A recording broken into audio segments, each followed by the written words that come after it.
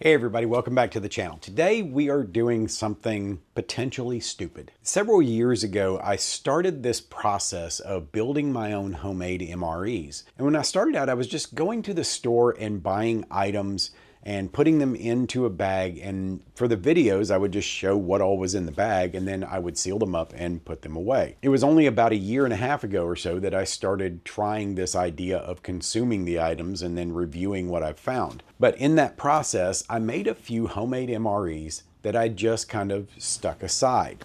Well, the other day, my wife was cleaning out the pantry and she pulled out a clear plastic bag full of stuff. Upon closer inspection, it turns out it was one of my very early homemade MREs and it's expired. So we're gonna see what's in the bag and we're gonna cook the food and we're gonna try the food and hope that I'm here for the next video. Let me show you guys the really bad decision making that I'm about to demonstrate. This was one of my homemade MREs. This was a very early version. I don't even know where it came from. It might have even been before I started doing single stop MREs. So I honestly can't say what we're doing here.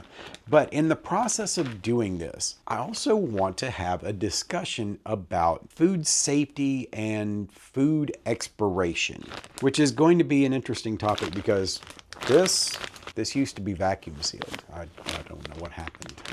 So let's make stupid choices. So first off, let's tear open this bag and then we're going to talk a little bit about the items that are in here. Now, because of the nature of the rules that I use to build my homemade MREs, I get a lot of people that come at me with their opinions about the shelf life of food. One of the most common things that I get is food doesn't expire. That's a marketing scheme to get you to buy more stuff and throw away the old stuff. That is one of the most inaccurate and dangerous statements that you can put out there because food does expire. And unless you're a food scientist that understands how food decomposes in its different environments, you might want to put that particular idea in check. So one of the things that we're going to talk about as we go through this is the nuances of food going bad. No, food does not have an expiration date on it. It has a best by date that is a market standard for the overall freshness of the food. But we're going to talk about the different things that come into play when it comes to how food starts to break down and go bad and expire. So let's first off see what all's in this bag so that we can figure out exactly what we should or should not be eating with something like this. The first thing that I had in this bag was a package of the Starkist Chicken Creations Classic Barbecue. It's a shredded chicken in barbecue sauce. Now, because one of the rules for how I build my homemade MREs is that every item in here has to have at least a 1-year shelf life or best by date from the day I buy it. This expired in November of 2023, which tells me that it had to have been bought at least by November of 2022. So this has been around for just a minute. This kit is probably 2 years old or more. To go with that chicken, I picked up a pack of basmati rice. This is the Simple Truth organic basmati rice. Not sure what I was thinking with barbecue chicken and basmati rice, but this is what we ended up with. This rice has been expired since October of 2022. So before we go any further, I'm going to put the rice and the chicken into the trucker's lunchbox and let it be heating up. That way we can serve it up in the best possible and most palatable way.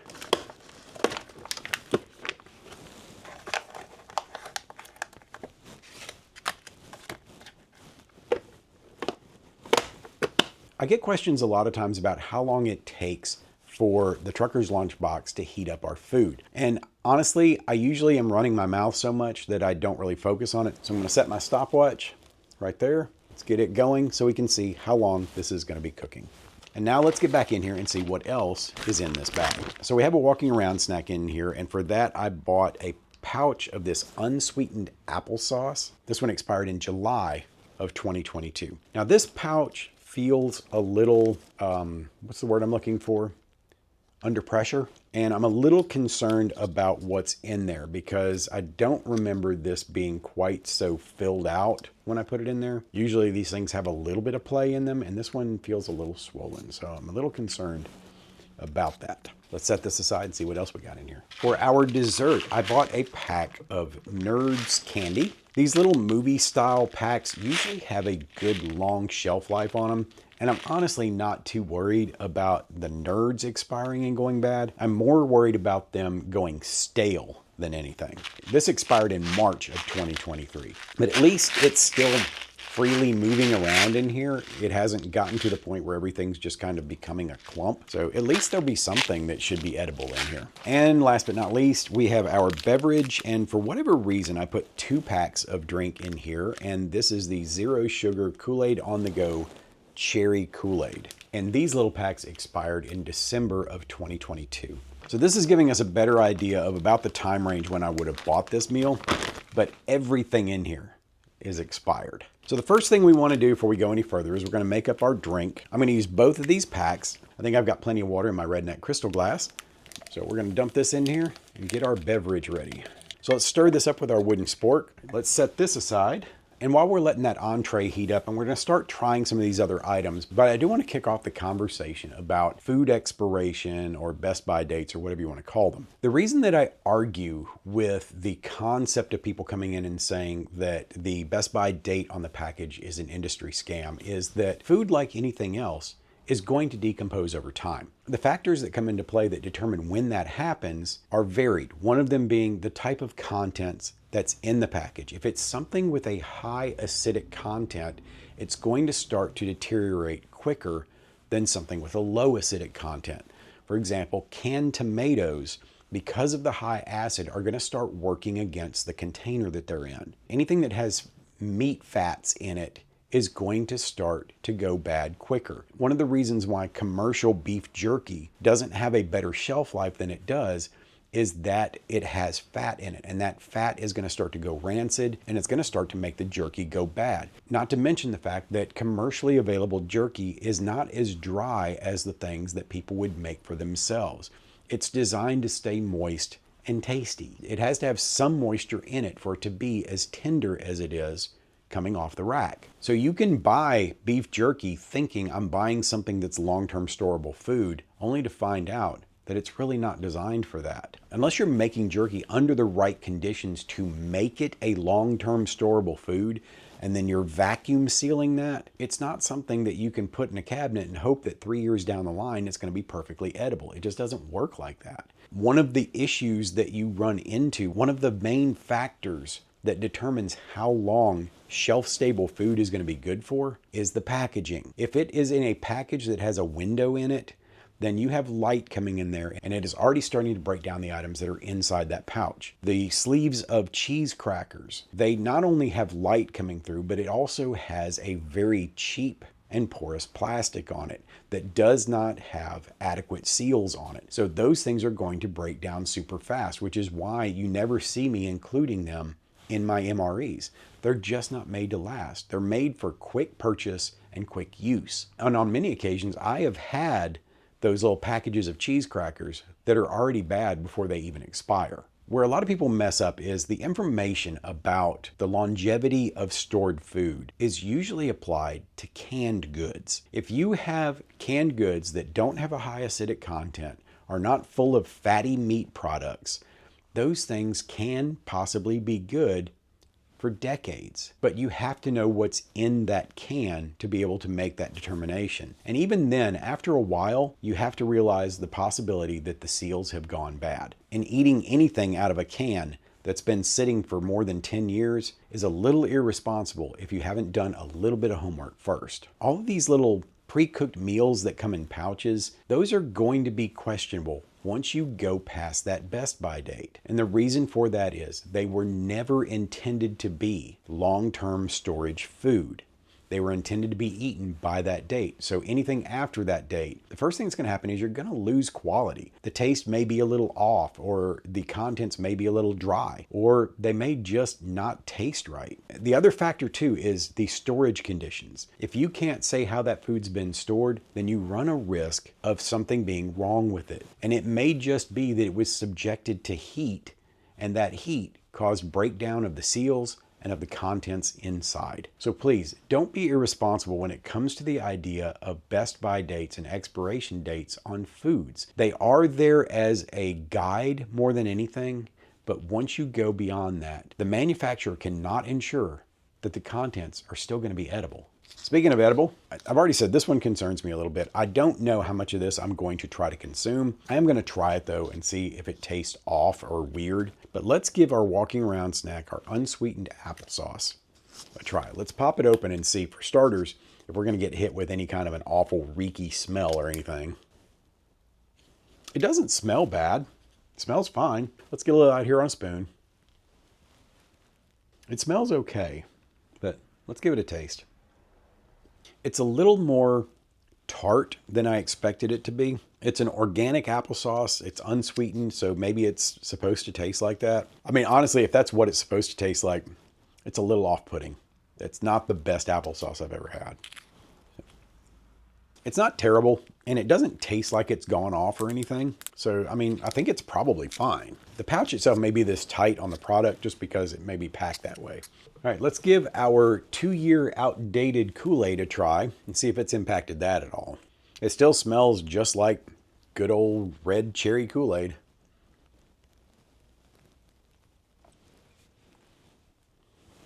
I don't know if it's the artificial sweetener is just really hitting me wrong, but the cherry flavor just doesn't really seem to be there. That doesn't seem like an awful lot of water for 2 packs of this, but it seems like the flavor has diminished a little bit.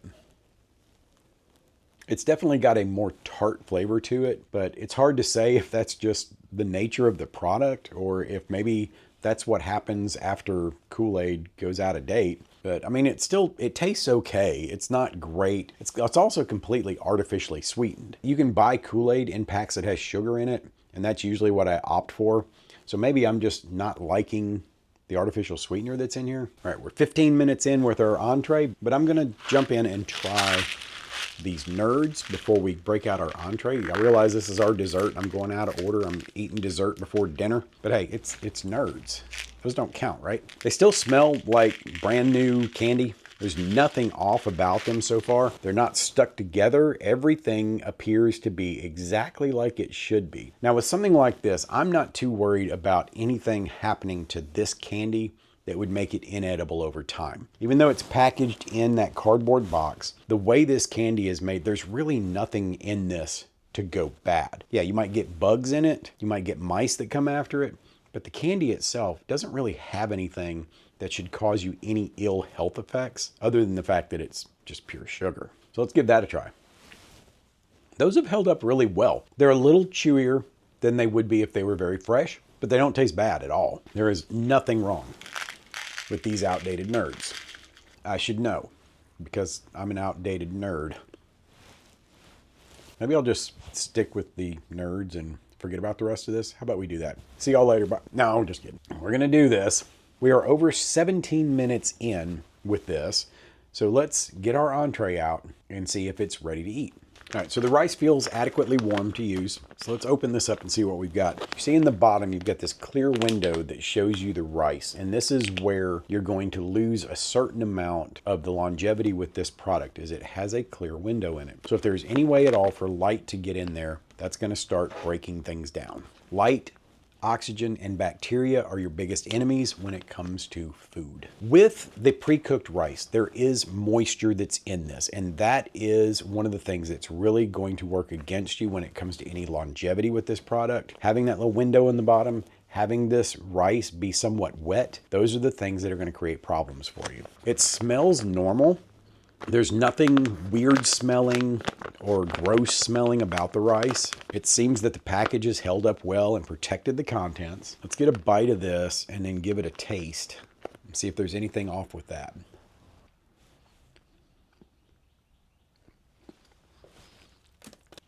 That does not taste good. It does not taste like basmati rice at all. It's like everything that gives basmati its character is gone. I mean, the rice doesn't smell like it went bad. It just smells like it lost every bit of its character. I did not expect that result. I thought if anything it was going to smell rotten, but I mean, it smells fine. It tastes flavorless and weird. All right, let's set this aside. So let's get in here and let's see what we've got with our chicken creations. This I think might have fared a little better because this is a Mylar pouch that it's in and it's completely sealed. There's no room for air. So we're gonna open this up and see if this has held up better than that rice.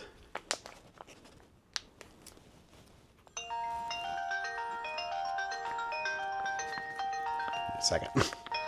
It's the wife. Hello? Hey, what are you doing? I'm shooting a video. Oh, okay. I'll let you go back to it. Just wanted to let you know I'm on my way home. All Talk right. to you later. See you soon.